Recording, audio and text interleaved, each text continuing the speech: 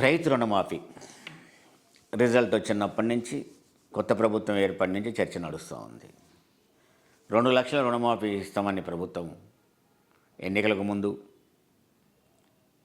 ప్రకటించడం, ప్రభుత్వంలోకి వచ్చిన తర్వాత ఆ రుణమాఫీని లేట్ చేసుకుంటూ రావడం అనేది జరిగింది. రైతులకు రుణమాఫీ, ఆ రుణమాఫీ అనగా చర్చ ఉంటుంది. ఒక విశాలమైన, ఒక విస్తృతమైన పదం అది. దేనికి రుణమాఫీ? దాదాపు సుమారు 60-70 వేల కోట్ల అయితే రూపాయల తప్ప టోటల్ రుణాలు మాఫీ కావు.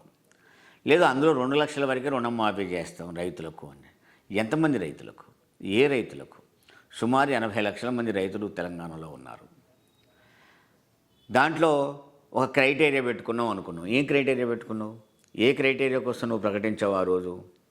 రైతులందరికీ రుణమాఫా, నువ్వు అనుకునే కొంతమందికి రుణమాఫా. ఇక్కడే విచిత్రమైన మాట ఒకటి కనిపిస్తుంది. ఓ సామెత, పంచపాండవులని చెప్పి మంచం కోళ్ళని మాట్లాడి 3 చూపెట్టబోయి 2 చూపెట్టి 1 రాసినట్టుగా ఉంది.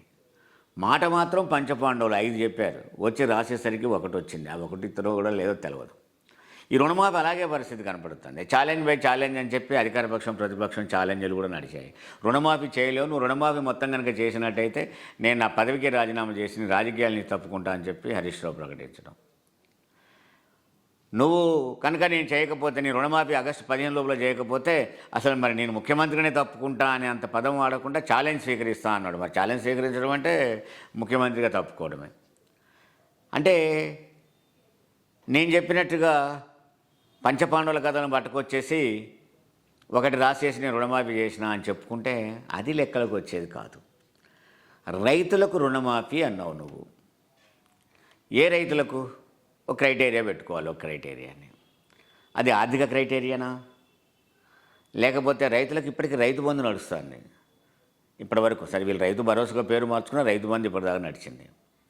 రైతు బీమా నడుస్తూ ఉంది. 1 సెంటు 2 సెంటు ఉన్న వాళ్ళకు కూడా రైతు బీమా 5 లక్షల రూపాయలు వచ్చింది గతంలో. ఈ రైతుల లెక్కంతా ఆల్రెడీ ప్రభుత్వం దగ్గర ఉంది.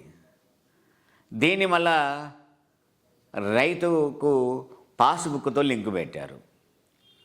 పాస్బుక్లో లింకు పెట్టేస్తే పాస్బుక్లు ఇప్పటికి కూడా చాలామందికి పాస్బుక్లు రాలేదు.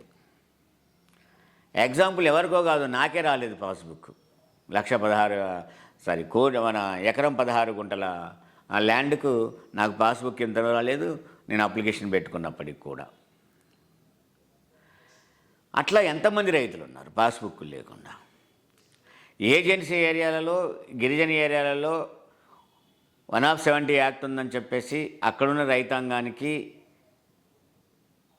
పాస్బుక్లు లేవు. పాస్బుక్లు ఇవ్వలేదు. ఏదో కొద్దిమందికి కబ్జాలో ఉన్నారని ఇచ్చారు, కొంతమందికి అసలు ఇవ్వలేదు. పోడు భూముల్లో పాస్బుక్లు లేవు. కుటుంబాల మధ్యన ఏ సమస్యలు ఉన్న చోట వాళ్ళకు పాస్బుక్లు లేవు. చివరికి ఎక్కడికి వచ్చింది అంటే 80 లక్షల రైతాంగం నుంచి దిగి ఏ 10 లక్షలకో 20 లక్షలకో తీసుకొచ్చేసి మేము ఆల్రెడీ రుణమాఫీ చేసినాం అంటారా అని చూడాలి. దీనికి రేషన్ కార్డులతో లింకు పెట్టారనుకోండి, కుటుంబం అనే దాంతో. అసలు రేషన్ కార్డులు ఇవ్వడం మొదలు పెడితే సంవత్సరం దాకా కొత్తోడికో పెళ్ళి అయిపోతే మళ్ళీ వాడికో కుటుంబం వస్తుంది, వాడికో లెక్క వస్తుంది, ఓ రేషన్ కార్డు వస్తుంది. ఆ రేషన్ కార్డులు ఇప్పటిదాకా ఇవ్వలేదు. అంటే రేషన్ కార్డులే ఇవ్వని పరిస్థితులలో రేషన్ కార్డు లేని వాళ్ళు కొన్ని లక్షలలో ఉన్నారు. మరి ఈ రేషన్ కార్డు లేకపోతే రుణమాఫీ లేదా? చాలా విచిత్రమైన వాడు. పాన్ కార్డు విషయం అనపాడు. రైతులు పొలంలో పంట అమ్మగానే ఇన్కమ్ ట్యాక్స్ వాళ్ళే నోటీసులు ఇచ్చిన చరిత్ర మన తెలంగాణలో ఉంది.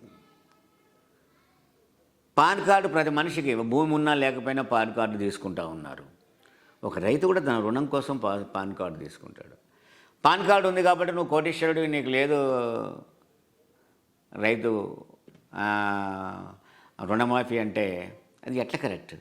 నువ్వు రేషన్ కార్డుతో లింకు పెడుతుంది, పాస్బుక్తో లేచి పెడుతుంది. మరి ఇవి లేని ఆ రైతులు ఏమైపోవాలి అంటే వాళ్ళకు రైతు రుణమాఫీ రాదు. అంటే ఇవన్నిటికీ నువ్వు గోల్డ్ ద్వారా రుణం తెచ్చుకుంటే నీకు రుణమాఫీ రాదు. నీకు లాంగ్ టర్మ్ లోన్లకు రుణమాఫీ రాదు. నువ్వు ఇతర బ్యాంకులలో లోన్ తెచ్చుకుంటే అది రుణమాఫీ ఏంటని నీకు క్లారిటీ లేదు. ఇవన్నీ చూసినట్టయితే నేను చెప్పినట్టు పంచపాండవులు మంచం కోళ్ళ వలె 3 చూపెట్టబోయి 2 చూపెట్టి 1 రాసినట్టుగా ఈ రైతు రుణమాఫీ ఉంటుంది. ఇది రుణమాఫీ కరెక్ట్ కాదు. రైతాంగం కోరుతున్నట్టు రైతులందరికీ రుణమాఫీ రావాలనేదే కరెక్ట్. ఎన్నో పెడుతున్నాం, ఎన్నో ఖర్చులు పెడుతున్నాం. మనకింత అన్నం పెట్టే రైతుని కాపాడుకుంటే తప్పేంటి అనేది నా ప్రశ్న.